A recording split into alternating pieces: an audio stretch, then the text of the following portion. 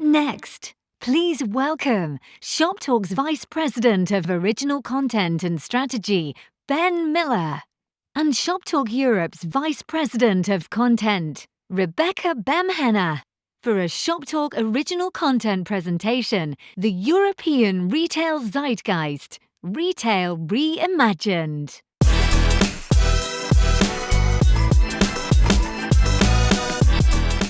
Good afternoon and welcome to our view of how we at Shoptalk see retail being reimagined. Throughout Shoptalk Europe this year, we have invited you to look at the European retail market through different lenses. In places, offering a portal to the future. In others, holding a black mirror to challenge preconceived ideas. So over the next 20 minutes, Rebecca and I will share our views on 4 key areas where we see the future of commerce being very different to the past. Our 4 reflections on a reimagined retail landscape are AI in retail, next-generation demand creation, brand power, and unlocking unified commerce. It feels obligatory to begin by discussing AI in retail, and it's been fun hearing the debate as excitement over its potential is simultaneously met with, at times, a dystopian Black Mirror trepidation. Let's start by unpacking the retail opportunity, firstly by acknowledging the sheer extent to which this excitement is being driven by generative AI. The latest CB Insights data illustrates the all-too-familiar slowdown in global VC funding levels from the 2021 peak. Venture funding in 2023 dropped 42% year-on-year, making the growth in Gen AI funding particularly striking. It's a trend that's continuing into Q1 2024, where funding levels for Gen AI were higher again than the past 3 quarters. It's no surprise that retailers and brands are moving fast to explore ways to use this technology. And while the number of solutions seem endless, we've boiled the use case for Gen AI in retail down to 4 main categories: improving productivity and efficiency, elevating the shopper experience, and enhancing creativity. I can't think of a single retailer or brand who isn't seeking to unlock each one of these objectives. And what's exciting about Gen AI is that it has the potential to deliver on all 3 simultaneously. First, though, the ethical concerns around AI must be addressed, as biased, unpredictable, or just plain undesirable outputs remain. For this reason, we've seen many retailers and brands take a 2-step approach. The first step is putting in place the guardrails, governance, and policies for how AI will be used in an organization, while simultaneously developing tools to start unlocking internal productivity gains. Then, when this governance is in place, the second step is launching customer-facing tools and services. Let's use the world's largest retailer, Walmart, as an example. Last June, it rolled out a Gen AI playground, effectively a place for team members to experiment with AI tools in a safe, protected environment. 2 months later, it introduced a Gen AI-powered assistant to 50,000 of its non-store employees. In mid-October, it published its Responsible AI Pledge, outlining the 6 commitments it made to its stakeholders, including the end consumer, around how it will use AI responsibly. Then, with these commitments in the public domain, Walmart launched customer-facing tools in early January, starting with the Gen AI-powered search on its app. The fact that this journey unfolded in less than a year illustrates the speed with which Gen AI is being developed and adopted. It's also a great case study for how companies can balance risk and opportunity by being considered in strategy but quick in execution. To show the range of opportunities Gen AI provides for retail and where it might make sense to get started, we've plotted them against 2 axes. First, the degree of unchecked customer exposure of the solution on the vertical axis, and the potential time frame on the horizontal axis. It's worth noting, though, that in the world of AI, as we've just seen with Walmart, long-term can be months rather than years. Tools that improve productivity and efficiency are largely internal and provide great short-term opportunities, though some, like summarizing product reviews, are already evolving for customer use. Those that elevate the shopper experience are currently attracting the highest level of equity funding, especially for complex search. And finally, tools that enhance creativity are already unlocking benefits for retailers and brands. For example, Amazon's Gen AI image and product description page creator, which is said to reduce the time to list a new product by 95%. Regardless of where your business is on its AI journey, a crucial component of any retailer brand strategy must be ensuring that each team is empowered to experiment with the technology and understand the potential it has for their specific function. This means creating a culture of business-wide curiosity rather than an expectation that central IT or digital teams will spoon-feed solutions. Before we leave the surreal land of AI, here are 3 key takeaways, and it's worth noting that due to the complexity of AI, nearly every takeaway has a caveat. First, guardrails in Gen AI are crucial to protecting your company, customer data, and brand. However, these must be balanced with creating a positive culture of experimentation to ensure that you're not left behind. Second, full business ownership is critical to identifying the potential use case of AI, yet there also needs to be a clear owner who has ultimate accountability. And third, while it's hard not to get excited or quite frankly overwhelmed by the possibilities of Gen AI, we encourage all retailers and brands to really remain focused on the applications that solve real problems for their business. Our next topic is the reimagination of the customer journey.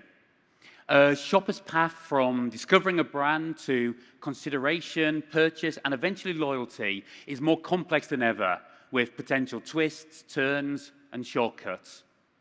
The old purchase funnel was always a convenient oversimplification, but in our new world, it feels like ancient history. Customer journeys, especially the demand creation portion of them, has been disrupted by 3 forces: the evolving media landscape, new supply chain and operational models, and of course, the rise in AI-enhanced marketing and shopper experiences. Look, Rebecca's just covered that, so I'm going to focus on the first 2. The first disruptive force is the continued transformation of the global media landscape. Old school, mass market, broadcast media continues its long-term stagnation, whilst digital marketing continues its meteoric rise. Spend in digital channels in Western Europe, shown here in the dark purple, is this year forecast to be nearly double that which is spent on traditional offline media, the pink bars. Within digital content, people are seeking out quick hit, highly personalized short-form video and visuals, driving TikTok's rapid rise and the continued growth of Pinterest and Instagram. And advertising spend is increasingly flowing into retail media. In the US, where the retail media market is more developed, eMarketer now forecasts a spend on retail media this year will almost draw level with spend on all US TV advertising. It's an incredible insight into the pace of change that we're experiencing. The second disruptive force is the acceleration of production via the emergence of factory direct import models, the so-called manufacturer to consumer, exemplified by Temu and Shein. These platforms blur the boundaries between demand creation and conversion, shortening the time from emerging trend to mass market. Brought together with AI, these 3 forces are powering new routes to engage and excite shoppers. And the path to purchase is now more like an infinite loop of inspiration, exploration, advocacy, and loyalty. In this new world, you can imagine 2 distinct sets of tools and tactics available to shoppers to influence shoppers and generate demand. On one side of our portal are the physical products themselves, and on the other side, in the ether of the digital world, are new ways of getting the word out about them. In terms of physical products, drops and limited time deals from small production runs often bring excitement, often increase margin, and limit inventory size, so reducing markdown risk. Like this Harrods 12 Days of Fragrance, part of a new market that's been growing for high-value advent calendars, stretching well beyond the confectionery category. It's an item that can still be found on eBay today, selling for twice its original price. Or what about Nestlé's Nespresso, limited-time collaboration with Liberty London across coffee machines and accessories. Cross-category, cross-brand, and celebrity collaborations drive demand, can bring new shoppers into a category, and generate excitement or FOMO, like these 2 footwear examples from Nike and Tiffany, or Crocs and Pringles. As we pass through the portal, Next generation digital marketing demand creation tools offer new routes to engage with shoppers. Shoppable content, which needs to be fun, bite-sized, and authentic. In-store retail media creates new advertising opportunities through screens, apps, or ads on smart shopping trolleys. And finally, gamification of platforms creates engagement and can unlock product trial, like this game seen last month in an autonomous Żabka store in Poland, which offers a deep discount on a surprise impulse product. So before we move on, here's our 3 takeaways on next-generation customer journeys. Firstly, the purchase funnel is ancient history. So tracking and understanding how customers are encountering, learning about, and shopping your categories is crucial. Secondly, shoppers are moving from consideration to consumption faster than ever. So try and make all elements of your marketing mix shoppable. And finally, AI and searchable media are merging search and discovery. The next area of the retail world we're reimagining is closely related to the evolution of customer journeys you've just been discussing, and that's how brand power is changing. In today's crowded and competitive landscape, it feels like a number of big legacy brands are having a moment by finding creative ways to connect with a new generation of consumers. There are 3 pieces of the puzzle that all need to be solved for brands winning in today's market: audience engagement, quality and authenticity, and distribution. The first piece of the jigsaw is building audience engagement through messaging and branding that resonates with today's consumers and, more importantly, taps into today's cultural zeitgeist. This can be seen through the humanization of brands that's long been employed by startups whose brands are intrinsically linked to their founders' stories.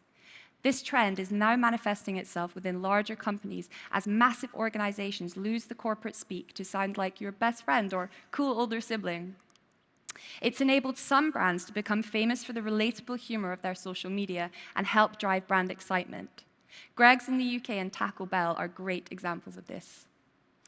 This type of culturally driven audience engagement can also manifest itself through great storytelling that's in lockstep with today's biggest cultural trends. And one such big success story in recent years has been how Mattel brought this to life for their Barbie brand. What's notable about the Barbie movie is that it wasn't anywhere near the first feature film to be based on a toy, and it certainly won't be the last, not even for Mattel. But what made it so successful was how poignantly it tackled the divisive nature of toy and how it ties into bigger conversations about being a woman today, sparking a global brand movement and unlocking new customer relevancy, whilst also creating a new revenue stream for Mattel. To hear what's next, Sanjay Luthra, Mattel's EMEA Managing Director, is giving a track keynote on the Spade stage later this afternoon. Outside of Mattel, there are few better illustrations of this than the TikTok phenomenon of the Stanley Quencher, which catapulted the brand's revenue from 65 million euros in 2019 to 700 million in 2023. And you can hear more about that on the Heart stage tomorrow. Of course, not every brand's been as successful on this front. We've seen others successfully drive conversation and massive brand awareness, but fail to convert that engagement into sales. If the goal is sheerly to create recognition for the brand, marketing spend and KPIs must be set accordingly. The second part of the puzzle is ensuring you deliver a great product consistently. No brand wants to be a one-hit wonder, and long-term brand equity is built through great products and smart product extensions that are authentic to the brand. At 250 years old, Birkenstock is one such legacy brand having a moment, posting 26% revenue growth in its latest fiscal quarter. Fans of the brand, both old and new, are drawn to its consistent commitment to quality and recognition that they know exactly who they are as a brand. The third piece of the puzzle is distribution. Now, this is where legacy brands have long had an edge by recognizing the scale and access to customers that wholesale partnerships and physical stores provide. Where they lagged their D2C challengers was in digital and data capabilities. Now, though, after years of playing catch-up on digital, legacy brands are on firm footing. D2C brands are now the ones playing catch-up and attempting to scale via wholesale partnerships. The challenge they face, though, is that this is an area where it can be much harder to scale. To summarize this section, here are 3 key takeaways. First, Many of today's most successful brands are excelling at customer engagement by making themselves part of the cultural conversation. Second, those businesses have not only accomplished takeaway one, but have capitalized on that buzz to generate revenue, further blurring the lines of what brand marketers are expected to deliver. And finally, while it can be incredibly hard to build brand trust, it's very easy to lose. This means striking the right balance of evolving to stay relevant with today's consumers, but staying authentic to their original purpose. Our final opportunity is how to unlock the potential of unified commerce. Now, we started talking about unified commerce at Shoptalk in March in the US last year. But it's our belief that now is the time to move from the channel-centric worldview implied by omnichannel and instead reflect the shopper-centric reality of the massive physical and digital touchpoints that shoppers have to traverse through every single day. Unified commerce is where a retailer or a brand delivers a seamless experience to a consumer. One that flows fluidly and consistently across both online and offline. It's all about enabling your shoppers to engage with, discover, and be inspired by your brands wherever they find them and whenever they want.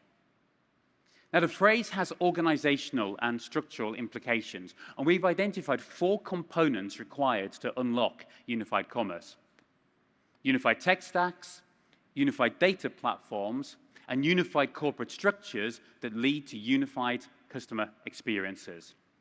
So let's start with the tech stack, where 2024 is for many retailers a year of streamlining. Yet the past several years have seen omnichannel capabilities deployed rapidly to address critical challenges. For example, the rush to launch click and collect offerings in 2020 and 2021. By necessity, many newer solutions were bolted onto legacy commerce stacks. And a recent Bain study found that 3/4 of retailer CIOs said rationalizing their tech stack was a current priority for them. The second building block is a unified data platform, where disparate systems are able to exchange data harmoniously to provide both a single view of the customer and also a single view of operating data, for example, inventory. Making data consistent and accessible is key to enabling unified commerce. A third component is the breakdown of silos that persist in many organizations that result in them still being channel-led. Now, if this was easy, of course, everybody would have done it by now, so we do recognize the challenge there. But all of that is what unlocks enabling unified customer experiences, which in practice mostly means working on the in-store elements. Physical store experiences can increasingly be personalized and reflect the shopper's earlier digital journey if they'd had one. Shopping journeys that started online should continue in store, providing that through line from digital engagement to in-store experience and back again. So I experienced this last month when my colleague Joe and I visited the Apple Store on Fifth Avenue in New York to have a bit of a play with the Vision Pro. At the end of the visit, Kevin, our guide, had to scan a QR code and he put a summary of the conversation, including our personalized device preferences, into our Apple accounts. Now, it figured out that my Apple account is still registered in the UK, so it didn't quite work for me. But if Joe ever wants to go and buy a Vision Pro, everything he needs later to enable a seamless transaction is there for him. Now, while such personalized in-store experiences bring benefits to shoppers, the tech investments required to deliver them have operational efficiency benefits as well, and also will help improve team members' ability to serve customers. Indeed, that recent Bain study that I mentioned earlier found that retailers considering unified commerce had a long and perhaps too long list of operational and customer-facing benefits that they expect this move to unlock. So before we leave unified commerce, here's 3 takeaways. Unified retail transcends just tying channels together. Doing it right requires rethinking tech, data, and perhaps even organizational structures, as well as customer experiences. Unified commerce potentially unlocks significant business benefits beyond just improving the customer experience, helping to justify the investment. However, prioritizing those customer benefits will encourage adoption and acceptance. And finally, physical stores form a critical part of unified commerce, but most retailers will require investment in tech and training to connect them to a shopper's past and indeed future digital journey. And with that, our reimagination of retail is complete. Before we leave you and we continue with our keynote program, here's a reminder of our 4 key themes: AI in retail, next generation customer journeys, brand power, and unlocking unified commerce. Thank you very much. Thank you.